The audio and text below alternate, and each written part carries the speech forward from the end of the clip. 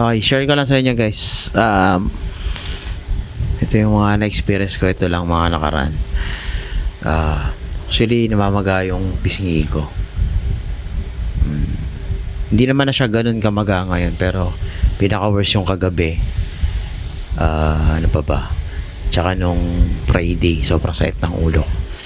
So, para sa mga nakakaranas ng ganito, sasabi ko lang, huwag nyo siyang baliwalain, no?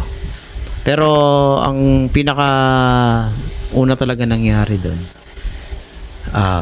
ang naaalala ko lang ay gumamit ako ng toothpick.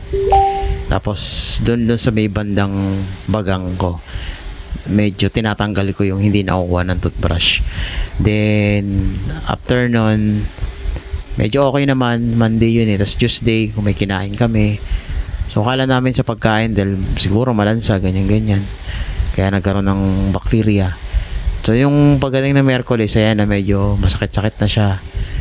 Namamaga yung gilagid ko. Kala ko may bulok yung ngipin. Wala namang bulok yung ngipin ko.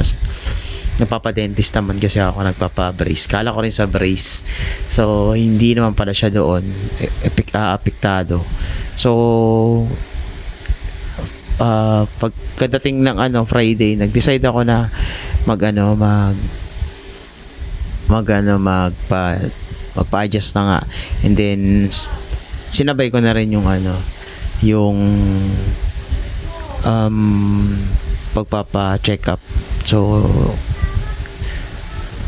nalaman nila na na infected pala tong yung gilagid ko. So yun nga, apektado na siya. So malaki na pala yung maga, malapad na. So may mga picture din ako pinopost. So actually wala akong balak talagang pa-check up. Kala ko pahinga lang kung ano-ano man or amoxicillin. Pero hindi na talaga kasi sobrang sakit na ng bandang ulo ko dito. So nasabi nga nung ni Doc kanina na pag mga ganyang namamaga, huwag mo siyang baliwalain kasi napakadelikado dahil malapit sa ulo or sa utak nga. So yun nga, pinagtatawanan ko pa. Sabi ko wala naman ang utak eh, mga ganun. So yun, nung na-realize ko nga na pag take ko ng gamot, kala ko madadaan sa mga pain reliever, pero naka one take lang naman ako. Pagdating sa dentist, talagang namamaga na siya. Ang ginawa, sobrang sakit, pinalabas yung nana. So ibig sabihin, sobrang dami na nung nana na nandito, no?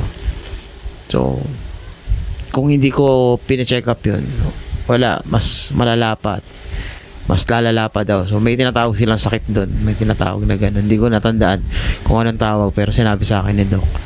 So yun, one week akong pinatake ng ng para do sa antibacterial. So ano lang guys, sa mga makaka-experience ng gano'n, huwag niyong baliwalain. Kahit yung mag-ingat kayo sa paggamit ng toothpick, at kung hindi naman hanggat maaari wag na yung mag-toothpick kasi hindi natin masasabi, no?